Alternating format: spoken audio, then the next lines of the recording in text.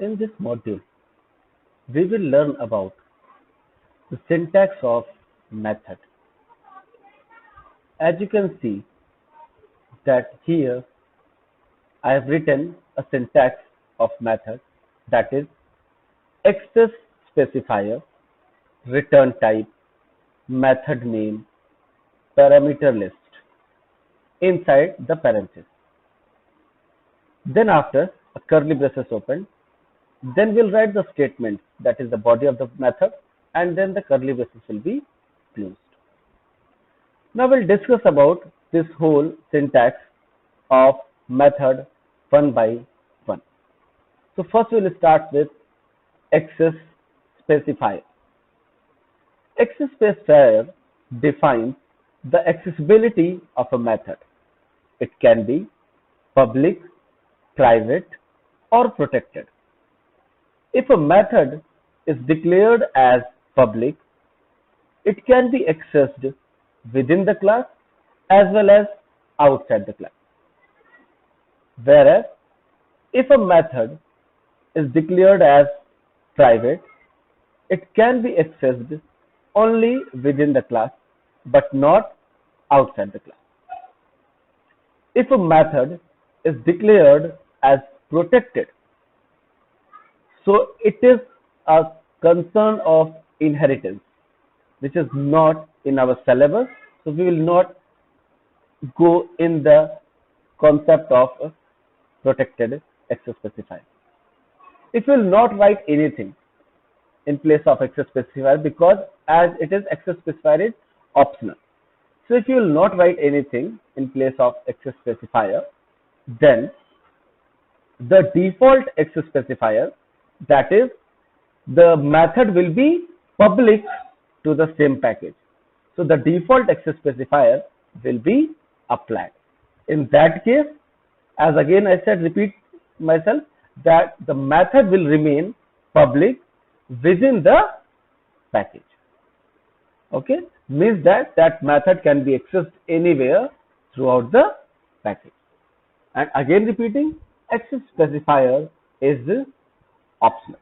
So now we'll come back to the return type. So return type can be any valid data type in Java or void. So what are the valid data types in Java? We have studied last year in class 9, that is there are primitive and non-primitive data types. So any primitive or non-primitive data types like byte, short, int, char, long, float, double, boolean, as well as the class types, string, array. So anything can be used as a return type, or you can use void in place of return type. Void means the method will not return any value. So when we'll use void as the return type, in that case the method will not return any value. What is the meaning of the method is not returning any value? We'll talk about it later when we'll discuss about the return type, and we'll discuss about more in detail about how to create method with return types. Okay, the next part what we will discuss will be the method name. Okay, the next part will be method name. So what method name is? Method name can be any name following the rules of identifier. Any name following the rules of identifier. We have studied rules of identifier again in last class, 9th class, that it should contain alphabets A to Z, then digits 0 to 9, and only 2 special characters, underscore and $. Then after what we have studied, that it must not start with digit, it should be mnemonic. So like this, the method name can be any name following the rules of identifier. The next we have is the parameter list. Parameter list is a comma separated list of variables preceded by data type. comma separated list of variables preceded by data type. The parameter list will contain those variables upon which the result of the function or method will depend. Why it is said comma separated list of variables? It means that if I want to create two variables, int a comma b, we can't write int a comma b like this in parameter list. You have to write int a comma int b, although both of them are of the same type. Even if they are of different type, again you have to write like int a comma double b like this, or double b. So every time we'll write parameter list with the comma separated list, or even you can leave the parameter list blank as per required. Okay, so then after we'll open the curly braces and we will write the description of the method in place of statement. Description means that what the method is doing, and then we'll close the curly braces. Now we'll look at this program. What we have here is a function void. Then after, what is written over here is sum. What is void is the return type. As I said, the return type can be any valid data type in Java or void. And initially we are using void. Now the next thing is the method name, and the method name what we have used here is sum. Then after, what we have, this is called parameter list. Now this parameter list is, as you see here, is a comma separated list of variables preceded by the data type like this int a comma int b. As I said, you can't write like this. It is incorrect. Even if it is of same type or if different data type. So you have to write like this, int a comma int b. Then after, we have opened the curly braces, and then we are adding the two numbers in and storing it into a variable c. Then the next line we are printing the result, system.println sum equal to plus c, and the curly braces will be closed.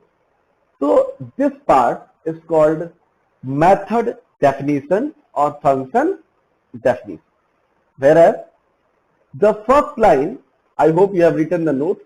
So the first line of function definition is called function prototype. So this line is called function prototype. And this part is called formal parameter. It's called formal parameter. Now what we are doing, we are creating a method public static void main, and then what we are doing in this, that we are creating an object of class fun, what we have already written. Now scanner for taking input, and then we are printing a statement, enter two numbers. Then we took two numbers as input, int x and int y. Now we'll call the method, this method, that is sum, here after inputting the two values. So we'll call method with the help of object ob, then after dot. I hope you remember the period separator to access member of other class. So we are going to access the method sum, then after in bracket x and y. Why we are writing x and y? Because these are the two parameters what you have defined while you are defining the method sum. And what we have defined here, that we need two integer parameters. Don't worry about the variable name, that it has to be a or b same, or it can be different. It can be different, no problem. What we are looking at, the data type. So the two variables with the data type int, and when we are calling, we are having the same thing, that is x and y. Two parameters, both are of type int, x as well as y. See this, what is I have written here, function call. So that is how we have created, and then we'll go to the file menu and we'll click on save. Now this program is saved. We'll go to the command prompt and we'll write a code to compile. Java C file name dot Java. So the program will be compiled, and it is compiled. Now we'll have Java space class name. So it is asking two numbers. From where? From this point. System.println enter two numbers. So we'll enter two numbers like, let's say 10 and 20. And what we got? The result as 30. How it is? The two numbers were stored into X and Y as 10 and 20. Then after, you called a method. We called a method sum. And here it is written X, comma, Y. So in place of X, that is 10, and in place of Y, that is 20. So with the values 10 and 20, we call the method sum. Now the control will shift to this method, and here in place of int A, it will be treated as 10, and here in place of int B, it will be treated as 20. Okay, so it will be added here int C equal to A plus B, that is 10 plus 20, 30. So it will print system.println sum equal to C, that is 30. So this result is printed here as sum equal to 30. So as I said, this part is called formal parameter, and this is called actual parameter. The difference, the parameter passed at the time of function calling is called actual parameter, and the parameter passed at the time of function definition, at the time of function definition is called formal parameter. Okay, so this is your first program of function. In the next module, we'll try to create more functions, and I hope you will also create some more function at home.